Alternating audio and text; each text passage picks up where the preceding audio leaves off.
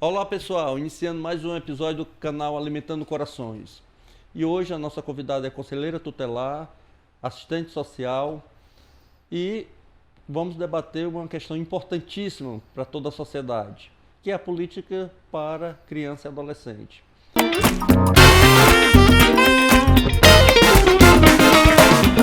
Sabemos que o dia 18 de maio é o Dia Nacional de Combate à Exploração Sexual da Criança e Adolescente. Sobre essas questões e outras que nós iremos conversar sobre criança e adolescente, sobre essa pauta, nós vamos tratar com a nossa convidada. Eu queria que você se apresentasse para o nosso público, Lady Diana. Boa tarde, Aglailson. É um prazer imenso estar essa tarde aqui com vocês, falando de uma temática tão importante para toda a sociedade.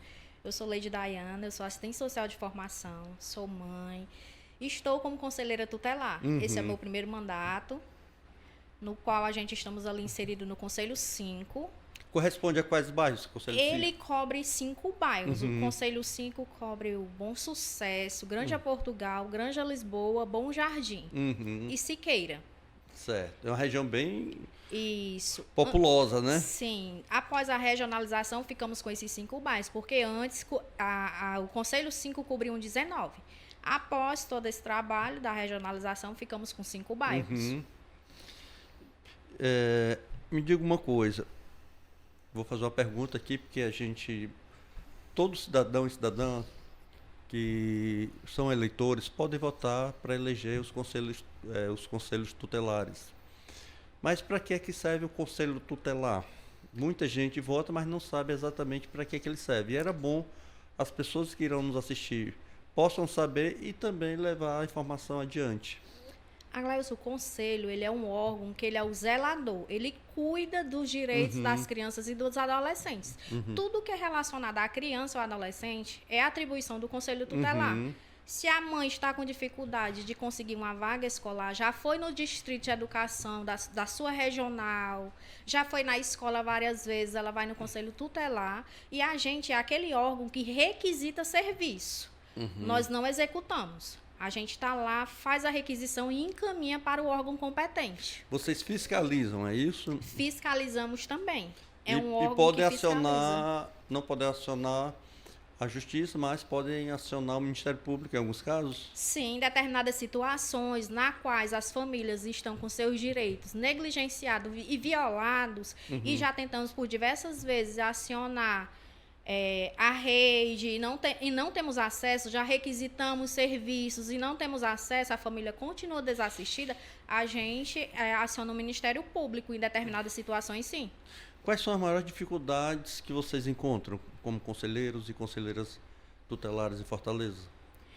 Uma das maiores dificuldades é a população realmente não sabe qual é a atribuição do Conselho Tutelar. As pessoas têm o conselho como aquele órgão que vai resolver. Não. Executiva, é isso? Além de executiva, algumas famílias, elas têm essa visão do conselho tutelar como aquele órgão que vai lá na casa dela só para pegar as crianças dela. Por determinada negligência por parte da família, aí ela vai ficar sem os filhos dela, sendo que não, a gente não trabalha nessa perspectiva. A gente é aquele órgão que trabalha junto em apoio às famílias também. Porque a gente direciona, a gente encaminha para os serviços públicos, não só a criança, mas toda a família. Entendi. A gente aciona a rede e encaminha. Entendi.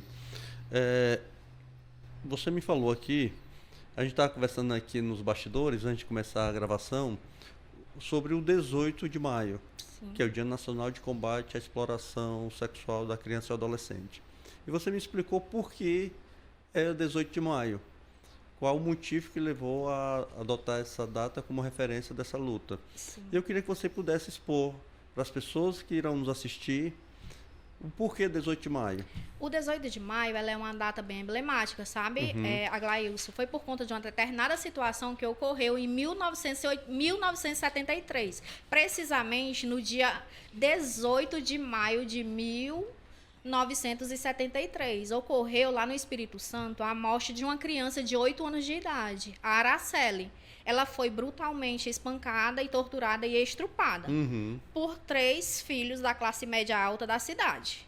O caso segue impune até hoje, em alusão a esse fato que chocou o país na época, que já estamos já com 50 anos Quantos que ocorreu. Quantos anos ela tinha? Ela morreu, ela com 8 anos de idade, ela veio a falecer. Quantas pessoas estupraram a menina? 3 pessoas. Meu Deus. E esse caso segue impune até hoje. E a sociedade civil, não satisfeita com todo o desmembramento desse caso, que nada foi feito, na época nada foi resolvido devido a questão do poder aquisitivo da época das pessoas que estavam envolvidas, a sociedade civil se juntaram e instituíram essa data, de uma certa forma, para alertar a população, aos pais e responsáveis, para terem cuidado com os filhos também, porque o 18 de maio a gente não trabalha só um dia, é um mês inteiro, no qual a gente trata como Maio Laranja. É instituída essa data e precisamente o mês inteiro é um mês de ação. Essas ações ocorrem nos terminais de ônibus, palestras em escolas, ONGs.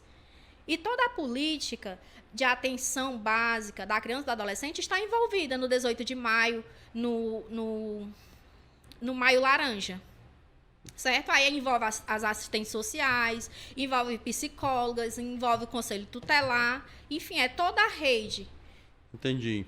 Me diga uma coisa, em caso de alguma denúncia e comprovação de que uma criança ou um adolescente é vítima de exploração sexual ou de violência sexual, como é que vocês procedem? Vocês vão averiguar, participam do processo investigativo até chegar ao processo criminal? Não, o nosso papel não é o investigativo. O que é que a gente orienta as famílias quando recebemos essas denúncias? Primeiro que tem que ser feito é procurar a DSECA, realizar um boletim.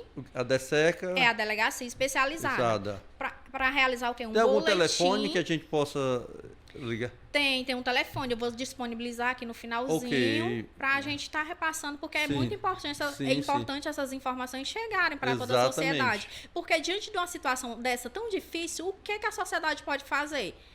Se você mora aqui vizinho, você tem certeza que aquela criança está sendo vítima de violência, você, como cidadão, você tem a obrigação de entrar em contato denunciando o caso. Porque não é só um problema dela, da família dela, não. O problema é de todos nós. Porque a proteção, ela se dá através do governo, sociedade e família.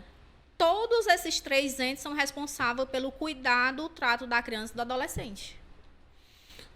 Me diga uma coisa, esses acontecimentos, esse tipo de violência envolvendo criança e adolescente, geralmente é no âmbito, na maioria das vezes, familiar ou de pessoas próximas.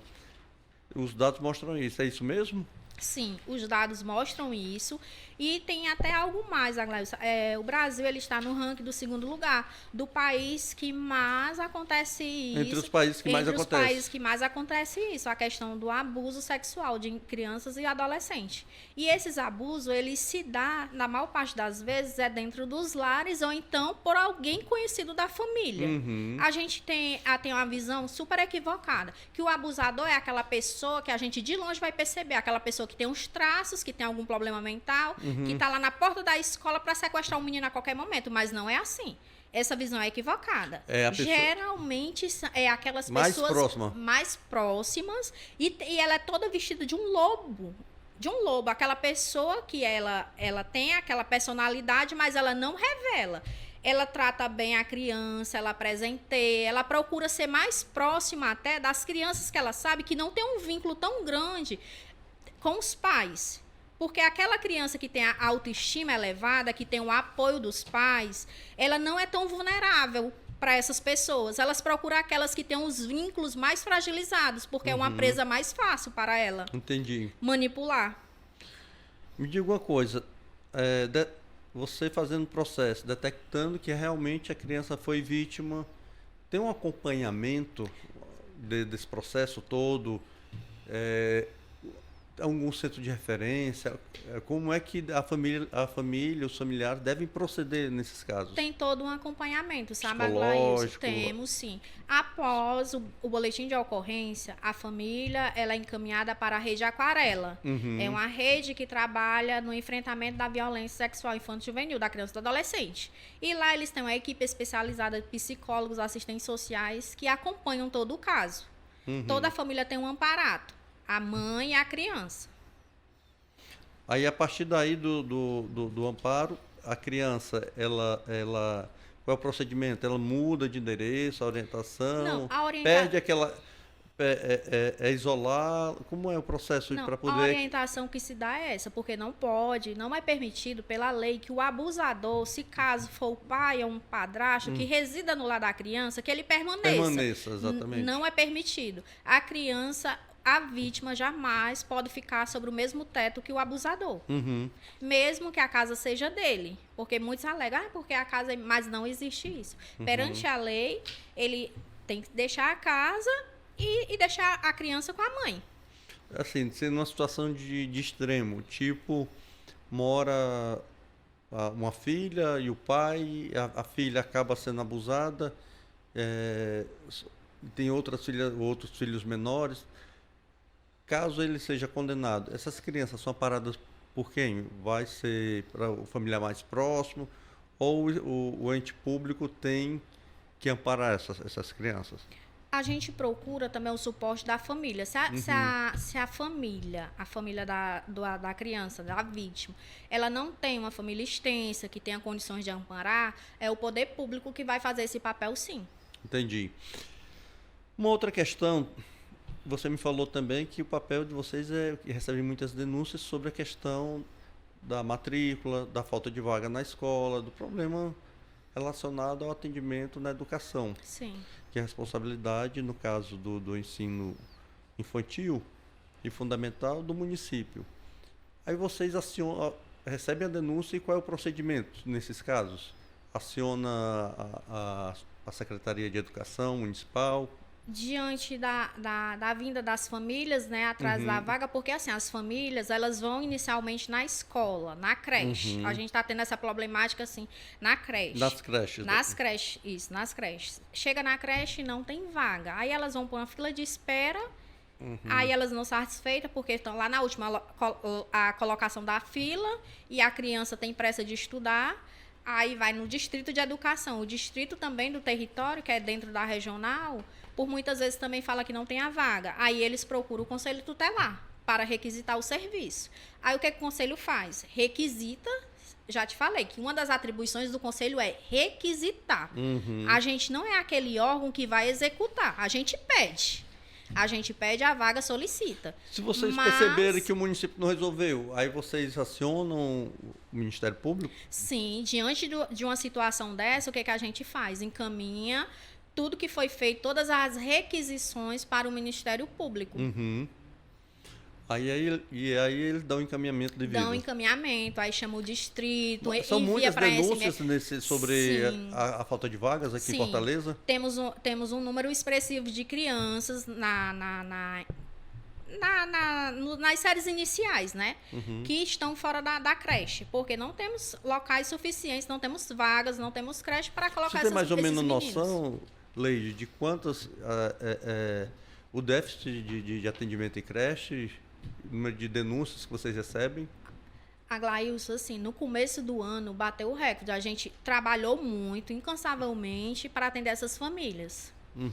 A gente fez muita requisição. Isso só em um território de 5 bairros da cidade? Só no território de 5 bairros. E isso se repete muito nos outros conselhos da cidade? Com certeza, sim. É uma necessidade realmente da mulher trabalhadora, Aglailson. A gente tem uma cidade que as mulheres, elas desempenham um papel que muitas vezes o homem não está desempenhando, que ela é a líder, é a chefe de casa, e ela tem que ir em busca do trabalho, do sustento dos filhos. E para que ela possa estar tendo acesso a esse trabalho, ela tem que ter um local para deixar os filhos. Porque hoje em dia, para ter um filho, é muito caro, a mulher gasta muito e outra coisa. Se você vai arranjar uma pessoa para deixar cuidando do seu filho em casa, você vai pagar quase um salário mínimo. E como é que você vai trabalhar e pagar uma pessoa ao mesmo tempo? Não dá, a conta não fecha. Por isso que tem a necessidade da mulher, hoje em dia na cidade de Fortaleza, a mulher trabalhadora ter um espaço adequado para deixar o seu filho. Por isso que as mulheres procuram tanto vagas em creches, devido a porque ela tem que trabalhar. Ô, prefeito Sarto, atenda às reivindicações das mulheres da nossa cidade, homem. Por favor, trabalhe. Uma outra questão importante, referente ao Conselho Tutelar, você falou da educação, falou da exploração sexual, também tem a exploração do trabalho infantil, Sim. não é isso? Isso também vocês acabam recebendo denúncias e também como é que é feito o procedimento no caso do trabalho infantil, que é muitas vezes explorar também a mão de obra infantil e do adolescente. É encaminhado muitas denúncias também lá para o Conselho Tutelar em situação que os meninos ficam no sinal pedindo, né? Muitas vezes a família que coloca. A família que coloca e muitas vezes a família também acompanha. Sim. Recebemos muitas denúncias também nesse sentido. E como é o procedimento nesse caso aí? Nesse caso, a gente, diante de uma situação dessa de mendicância, a gente procura localizar a família, a gente pega o endereço, a gente realiza uma visita, a gente procura conhecer a realidade dessa família e, de acordo com as necessidades, a gente vai requisitar os serviços. A criança está inserida no Bolsa Família, as crianças estão recebendo Bolsa Família, estão matriculadas na escola. O CRAS também é acionado pela questão também para dar algum suporte para a família, porque sabemos que algumas famílias, quando estão diante de uma situação de mendicância, é porque realmente a situação está difícil dentro de casa. A gente procura entender também o contexto social dessa família. A gente procura visitar, realizar uma visita domiciliar e conhecer um pouquinho do contexto e encaminhar para as políticas públicas para dar suporte a essa família. E orienta que ela não pode, em hipótese nenhuma, Aglailson, levar os filhos para uma situação dessa, para ir para um sinal desse. Se a situação está difícil, se ela acha que no sinal, ela vendendo a pipoca, ela vai tirar algum sustento, mas que ela vá só, que ela não leve os filhos, que os filhos, os locais que eles devem ficar é na escola e na creche, no local adequado, seguro. Nós vivemos um retrocesso social muito grande no país, pós-golpe contra a presidenta Dilma. A gente viu, e também no processo pós-pandêmico, que o país vivenciou, o mundo todo vivenciou, mas aqui no Brasil teve um impacto social muito grande nas famílias. A gente vê situações de famílias inteiras, por exemplo, sem teto. E aí nesses casos, assim, você encontra, não é porque o pai ou a mãe querem, muitas vezes não tem como pagar o aluguel, foram desabrigados, estão morando na rua. Nesses casos aí, quando tem uma criança envolvida, uma criança ainda na fase infantil, na primeira infância, como é que vocês têm também como proceder para ajudar aquelas famílias, para serem amparadas, para que a criança não fique desabrigada ao relento? Aglailson, assim, diante de uma situação dessa, a gente tem na cidade de Fortaleza, a gente tem as casas de passagem, Centro Pop, e tem um abrigo para famílias, certo? Mas esses locais estão superlotados. Estamos agora na quadra invernosa. Se a gente procurar requisitar um serviço para um órgão desse, a gente não vai conseguir uma vaga por conta que o inverno é o período que eles mais procuram. Exato. Porque não tem como eles ficarem na rua dormindo embaixo de qualquer coberta devido às chuvas. E é o período que eles mais procuram. Mas há essa realidade também de famílias inteiras, inclusive crianças desabrigadas nesse período. Sim. Né, que é uma realidade muito dura. É uma né? realidade. Pós-pandemia, muitos ficaram desempregados. E alguns não conseguiram até hoje, infelizmente, voltar para ter uma vida digna. Um local seguro para morar, pagar o seu aluguel direitinho, devido às condições financeiras. Nós falamos da violência sexual, mas também tem a violência física, que sexual também é físico, mas a violência muitas vezes que não é sexual, dentro de casa também. Crianças espancadas, adolescentes espancados.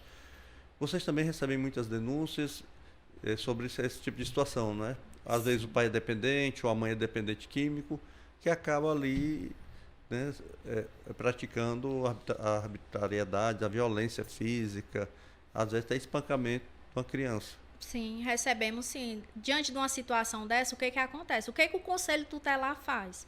Chama a família, envia uma notificação para que ela possa estar comparecendo ao órgão, ao Conselho Tutelar, e a gente tem toda uma conversa com aquela família, com aquela mãe ou com aquele pai, e ele recebe uma advertência. A gente explica qual é o papel dele enquanto pai, enquanto provedor do lar. E, enfim, ele recebe a advertência e após, se acontecer novamente, da gente receber alguma denúncia, aí a gente já encaminha de outra forma. Entendi. Nós já estamos caminhando aqui para o encerramento dessa excelente conversa, que foi esclarecedora, foi educativa, com a nossa conselheira tutelar de Fortaleza, com a nossa amiga Leide Dayana. Leide, conselheiro trabalha um bocado, não é isso? Trabalhamos até, eu acho que... Porque as pessoas, assim, acham que, ou quem está no mundo da política, ou está no conselho tutelar, não, as pessoas agora lá... Ou as pessoas acham que atribuições tem que resolver tudo. Então, você acabou aqui ajudando a entender qual é o papel do conselho e os limites também de um conselho, que não é de executor, né? Sim. Mas é isso que... E trabalhamos tanto, Aglailson, que poucas são as pessoas que sabem que trabalhamos até em escala de plantão. O Conselho Tutelar é um órgão que trabalha 24 horas por dia. Uhum. Encerrou o expediente no território, cada regional agora vai ter o seu Conselho Tutelar, encerrou, vai ter lá vizinho a delegacia da DESECA, tem um plantão do Conselho Tutelar, vai estar uma equipe de conselheiros lá a noite inteira para receber as demandas da população fortalezense. Uhum. Como é que está sendo, como é esse trabalho de parceria com a delegacia especializada da violência contra a criança e adolescente? Tem sido parceiros?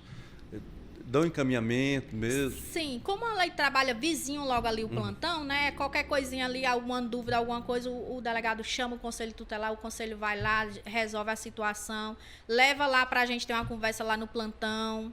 É um órgão que trabalha junto com o conselho e tem atuado bastante. Sim, tem atuado bastante. A nossa rede de proteção se dá na cidade de Fortaleza dessa forma. São diversos órgãos que trabalham entre si. É a Defensoria Pública, é o Ministério, é CRAS, é CREAS. Todos esses entes formam uma rede de proteção e estamos na ativa buscando proteger as nossas crianças e os nossos adolescentes. O nosso maior objetivo é eles. Só para finalizar, é uma pergunta pessoal. Como foi a sua identificação com essa pauta? Foi dentro do serviço social, quando você escolheu o serviço social como trabalho, como profissão? Aí você começou a se identificar. O que levou você a se identificar com essa pauta? A partir do momento que eu comecei a trabalhar dentro de um projeto, certo? Esse projeto ele foi expandido na Regional 5. A partir da vivência, visitando as comunidades, eu fui vendo a realidade da população, principalmente das crianças. As crianças, na época que eu trabalhava lá no projeto, eu via que as crianças eram desassistidas, as crianças não tinham poucos recursos, as comunidades muito precárias. A partir disso, eu criei aquele certo amor, vamos dizer assim, o amor à causa, para ser aquela voz ativa, aquela pessoa que diz assim, aqui existe um problema e vamos correr atrás de soluções. Na época eu trabalhava na Regional 5, o que é que eu fazia? Encaminhava a mãezinha, dizia, enquanto mãe, enquanto moradora, enquanto cidadã, seu filho tem direito, vá em busca, vá na regional do território, protocole, faça o pedido, orientava nessa forma. A respeito da orientação acerca dos direitos. Porque, Aglailson, infelizmente, o nosso povo, ele tem o direito como aquilo que é um favor. Ele não tem o direito como algo inato do ser humano. Eu sou um cidadão. Eu tenho direito. Eu nasci aqui, eu sou um cidadão, eu voto, eu tenho os meus direitos e eu vou em busca. As pessoas, infelizmente, da comunidade, algumas têm esse olhar equivocado, têm aquilo como um favor. E quando é muito bem atendido pelo poder público, agradece, passa um tempão falando sobre aquilo, o quanto foi tão bom ser tão bem atendido, sendo que isso aí é uma necessidade que deve ser obrigatório, o atendimento. Você tem que atender porque você trabalha e ganha por isso, e tem que atender muito bem atendido a sua clientela. Você é uma servidora pública. Sim, você... Qualquer cargo eletivo, eu tenho a compreensão que você é servidor público. Sim. E como está sendo essa experiência de primeiro mandato como conselheira? Está sendo muito desafiadora, né? A partir dos casos que a gente não consegue resolver, a gente fica assim um pouquinho angustiada, sabe, Aglailson? Porque a gente tem isso, a gente pega um caso, a gente acompanha, quer ver eles tendo uma resolução, né? A partir do momento que a gente vê que parou, que não caminha, a gente fica um pouquinho assim meio recuado. Mas isso aí faz parte de todo o processo. Mas assim, está sendo uma experiência muito boa, eu tenho aprendido bastante. E eu quero, assim, até falar que é um desafio, não deixa de ser, mas que é gratificante, porque a partir do momento que você vê que você está ali, falando não só no nome de 1, de 2, de 3, mas de várias crianças, pegando briga, correndo atrás para que algo seja feito, para que haja alguma resolutividade, isso é o que acalenta. Pessoal, eu quero agradecer muito a nossa amiga Lady Diana, conselheira tutelar de Fortaleza, que esteve aqui conosco batendo esse papo maravilhoso, esclarecendo muito ao nosso povo sobre esse tema que é tão importante, tão caro para a sociedade. E eu queria que você pudesse fazer as considerações finais, mas antes eu quero pedir às pessoas que irão nos assistir, possam curtir esse episódio e possam também acessar, passar a ser seguidor do nosso canal Alimentando Corações. Não custa nada, é só clicar lá e começar a seguir nosso canal e possa também dar um joinha, curtir esse episódio. Leidaia, é com você para fazer as considerações finais e muito obrigado pela sua participação aqui no Alimentando Corações. Gleison, eu que agradeço por ter aberto as portas do seu podcast, ter nos convidado para falar sobre uma temática dessa tão importante que poucas pessoas sabem realmente o que é que faz o Conselho Tutelar. Qual a importância do órgão para a sociedade, principalmente para as nossas crianças. Um grande abraço e até a próxima, pessoal.